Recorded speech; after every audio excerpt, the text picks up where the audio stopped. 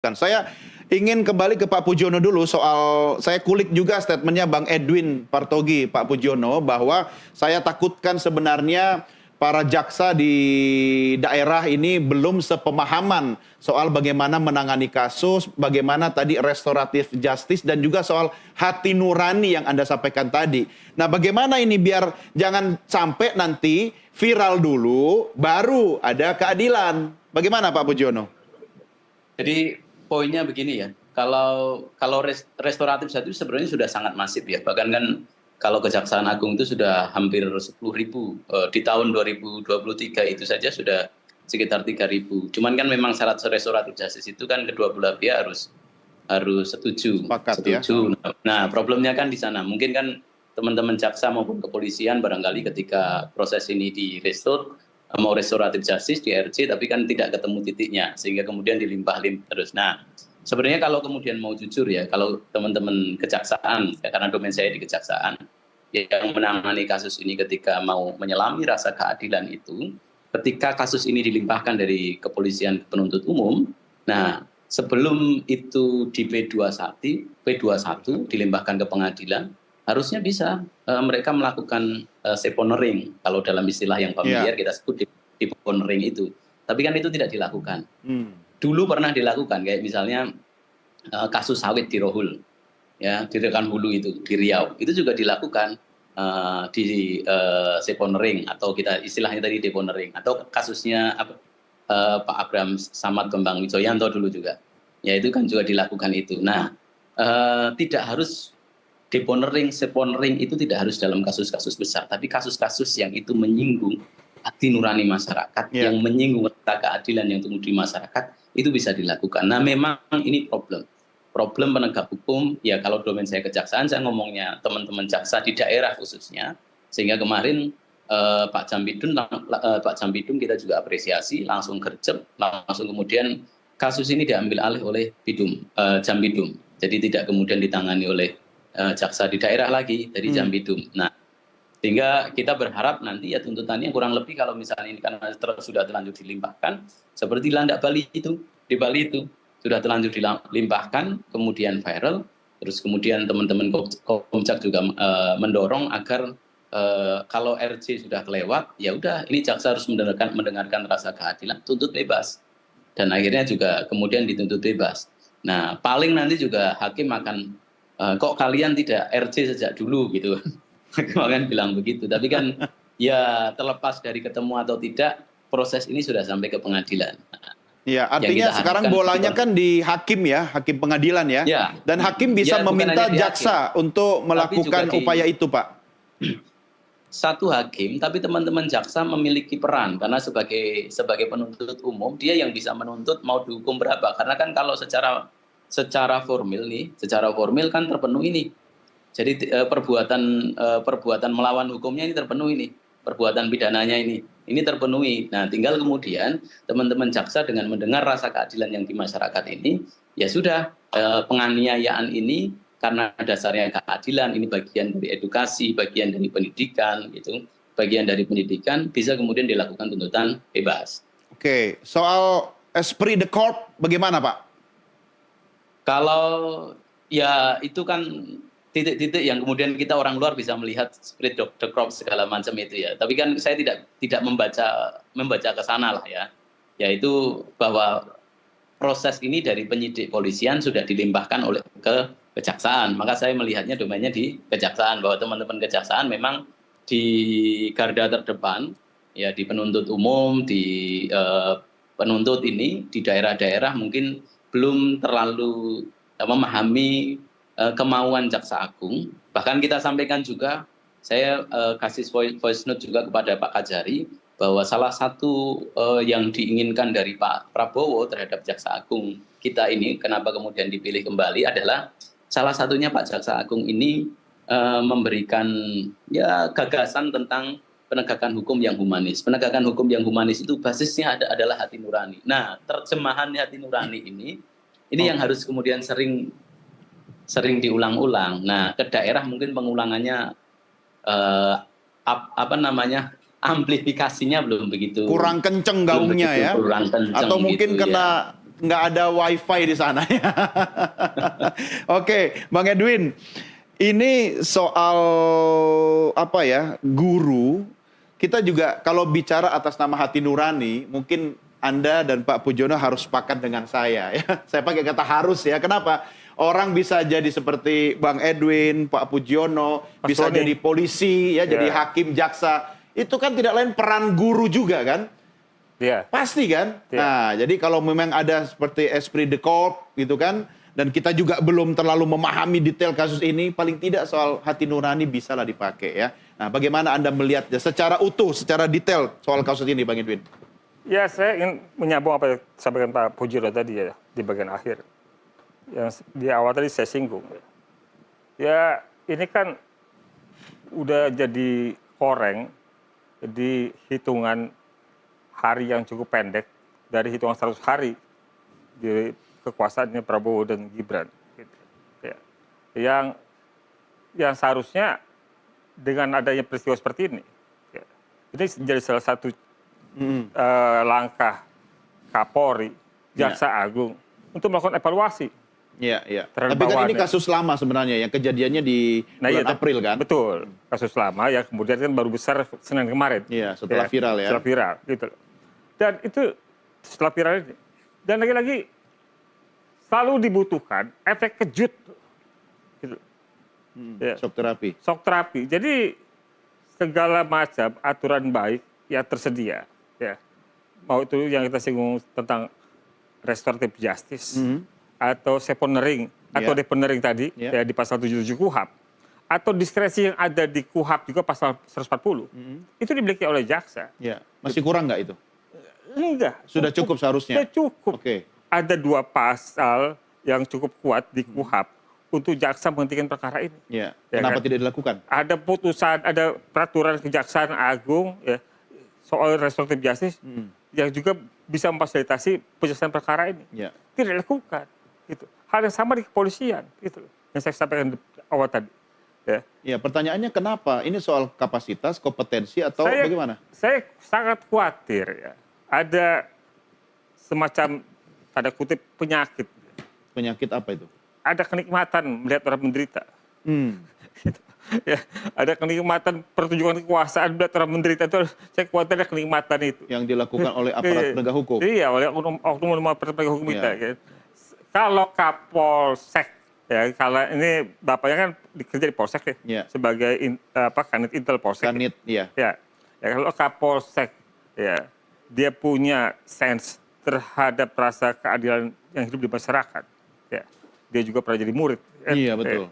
Kalau Kapolresnya punya sense yang sama terhadap problem seperti ini, nggak nyampe di kejaksaan. Artinya kita Gitu. beruntung dong. Tapi karena Jampidum masih punya nurani kan? Tapi Sampai ditarik ke pusat. karena kita merasa big family antara polisi dan jaksa, ya kan, 18 Oktober kabarnya penyerahan. Iya. 18 Oktober kemarin penyerahan berkas dan tersangka kepada jaksa. 18 Oktober itu juga dilakukan penahanan. Artinya nggak pernah ada restoratif justice Iya. di pihak kejaksaan juga. Gitu loh. Ya, artinya langsung dilimpahkan perkara itu ke pengadilan. Gitu. Iya. Ya kan? Dan kemudian setelah ramai, ya, yang memutuskan dia keluar kan bukan jaksa. Iya. Putusannya pengadilan. Ya, Bang Edwin, artinya saya kan tidak punya, saya bukan hakim dan saya tidak berhak menghakimi. Artinya ketika kita harus lihat secara seimbang, anak ini kan kemudian ada bekas luka ya. Iya. Nah, saya juga tidak tahu apakah itu benar bekas luka akibat tindakan pendisiplinan oleh guru. Nah, paling tidak kan kita harus mendalami kasus ini dulu soal buktinya, ya kan, alat bukti dan seterusnya. Kalaupun ternyata polisi bergerak cepat gitu kan, kita harus apresiasi juga gitu kan. Meski tidak sepenuhnya dan tidak boleh kita mengatakan siapa yang salah sampai benar sekarang ini. Bagaimana dong soal itu? Iya, kita sama-sama tidak tahu posisi kebenaran kasus seperti apa. Apakah peristiwa yang dituduhkan, disangkakan itu benar atau tidak. Tapi kalau kita mendengar sendiri keterangan dari pihak kepolisian, ya, ada kesimpulan sederhana bahwa luka yang dialami si anak ini, siswa ini, sepertinya ya, kategorinya luka ringan. Ya. Sejauh ini saya belum tahu penerapan pasalnya apa. Ya kan? Yang tadi saya sampaikan, di Kejaksaan Agung itu dan juga di Mahkamah Agung ada sama-sama peraturan tentang restoratif justice, ya salah satu persyaratannya misalnya ancaman hukumannya Di di atas. bawah 5 tahun. Oh, di bawah 5 tahun. Gitu loh. Oke. Ya kan? Itu Gitu loh. bisa restoratif bisa restoratif justice gitu. Nah itu ya, maksud saya terlepas benar atau tidaknya yang disangkakan bahwa ruangnya terbuka untuk diselesaikan di luar mekanisme hukum pengadilan, ya kan? Gitu loh. Kok kita senang amat sih hukum? Ya? Kenapa tergesa-gesa langsung masuk ke ranah pengadilan tuh begitu ya? Nggak bisa melihat sebaliknya ya. Oke lah, si anak itu jadi korban ya, dari peristiwa yang mungkin dilakukan oleh Supriyani, ya kan? Tapi bisa nggak kita melihat dari posisi Supriyani? 16 tahun jadi guru honorer yang diupah cuma Rp300.000. Ya. Itu cuma buat pulsa kita doang sebulan. Ya kan? Itu. Tanpa perlu membandingkan dengan gaji polisinya kan? Nah iya. Maksud saya pengabdian ya. Iya, sama-sama mengabdi sebenarnya kan? Iya, sama-sama mengabdi. Maksudnya pengabdiannya 16 tahun dengan upah Rp300.000 itu, kemudian dikonsesi, kemudian dibalas dengan penjara. Gitu loh. Belum lagi dia punya anak balita. Itu belum lagi dia mau daftar PNS, harus punya memenuhi persyaratan segala macam administratif dan kemudian terhambat dari proses hukum ini. Gitu loh. Mimpinya jadi PNS itu udah mimpi yang paling muluk tuh. Betul. Akhirnya bisa terhambat gara-gara kasus hukum ini. Iya, bahkan gugur. Anda lebih mencermati statement Anda tadi lebih dari perspektif hati nurani kan? Iya. Tapi sebenarnya ada faktor lain yang Anda juga paham, Bang Edwin. Saya mau minta komentarnya Pak Pujono soal PP nomor 74 tahun 2008 tentang guru, Pak Pujono. Pasal 39, 40, 41 itu kan sebenarnya jelas ya bahwa guru bebas memberikan sanksi atau mendisiplinkan murid. Kemudian hak pelindungan dalam menjalankan tugas dari seorang guru, termasuk pelindungan hukum dari ancaman. Nah, saya melihat bahwa polisi tidak melakukan upaya melindungi guru, malah ikut terlibat memberikan ancaman atau bahasanya sekarang hypercriminalization terhadap seorang guru honorer. Komentar Anda, Pak Pujono? Begini, kalau kita mau bicara itu dalam konteks restoratif justice misalnya ya, PP itu kita kembangkan, kita tarik dalam konteks restoratif justice, kita juga sebenarnya punya problem soal RC ini, aturannya sangat, ruangannya sendiri-sendiri. Polisi punya ruang sendiri, kejaksaan punya ruang sendiri, pengadilan punya ruang sendiri. Kayaknya ada kompartementasi sendiri-sendiri, walaupun sebenarnya harus tidak begitu gitu ya. Harus tidak begitu, makanya kadang-kala cara RC di kepolisian berbeda barangkali dengan cara RC di kejaksaan. Nah, yang apakah kita tafsirnya juga berbeda-beda dari mereka semua? Bisa jadi. Bisa termasuk jadi. Misalnya kata tadi misalnya, itu kan melakukan upaya pendisiplinan itu kan batasnya juga itu tidak detail, hanya kemudian yang dianggap perlu dan kemudian tidak bertentangan dengan peraturan perundang-undangan, masih ada batasan di situ. Nah, sepanjang kemudian yang dilakukan itu termasuk kategori penganiayaan, termasuk kategori yang melanggar di KUHP, kan bisa kemudian polisi menafsirkan lain. Makanya yang kita dorong pertama, kalau domain kita di kejaksaan, RC itu jangan kemudian harus didorong sampai kemudian tingkatnya kejaksaan negeri. Kewenangan. Ya, beberapa sudah dicoba, sekarang izin RC itu di kejaksaan tinggi. Nah, itu harus kita dorong sampai kejaksaan negeri, biar kemudian bisa lebih leluasa teman-teman kejaksaan negeri. Kedua, kita dorong kepada pemerintah, bikinlah undang-undang yang bisa melingkupi aturan-aturan yang terkompartemenisasi sendiri-sendiri tadi. Undang-undang tentang restoratif justice. Karena ini penting gitu, sehingga ketika menerjemahkan itu, semuanya clear, punya persepsi yang sama. Itu yang kedua. Yang ketiga adalah juga kalau kemudian kita juga harus jujur ya, juga harus objektif. Kita juga tidak boleh berlindung dibalik kata pendidikan segala macam itu, karena kan sekarang sekali lagi zamannya berbeda. Nah, ketika kemudian aturannya itu ternyata masih ada celah, aturannya itu ada masih multitafsir, yang kemudian muncul adalah yang seperti ini terus menerus gitu. Nah, apakah kemudian atas nama pendidikan kita juga akan kemudian mengamini apa yang dilakukan oleh guru tahfidz yang mencabuli siswanya itu?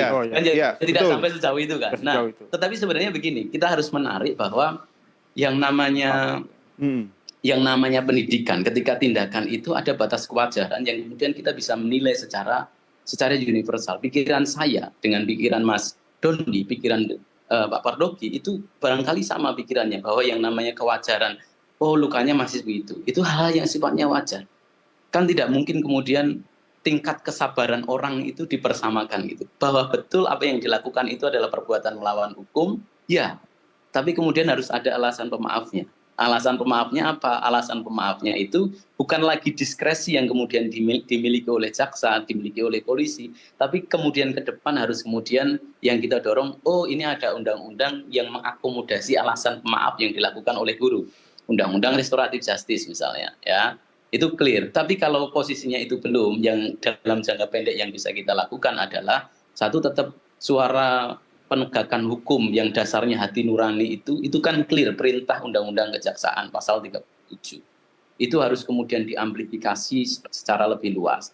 Kedua, mendorong restoratif justice itu tidak hanya sampai pada tingkat pengadilan, tingkat kejaksaan tinggi, tapi sampai kepada kejaksaan negeri. Ini penting, sehingga kemudian Kajari, ya, kepala kejaksaan negeri itu dia punya juga bisa, oh kewajiban saya itu juga harus menegakkan hukum, bukan hanya menjamin kepastian, tapi juga mendengarkan ruh keadilan yang ada di masyarakat. Nah sementara ini kan enggak.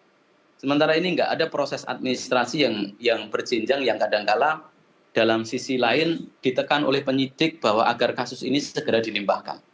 Tapi di sisi lain ketika kemudian akan melakukan permohonan restoratif justice, bisa jadi nanti ini jadi persoalan harus menunggu berapa waktu, karena harus ketemu jadwalnya dengan pimpinan segala macam. Nah ini kan jadi agak lama.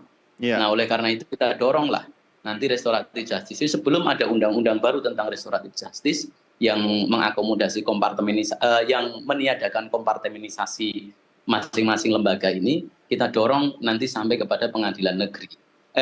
Sampai kepada kejaksaan negeri gitu. Ya, oke. Begitu. Baik, Bang Edwin, setidaknya masih ada harapan dong ya.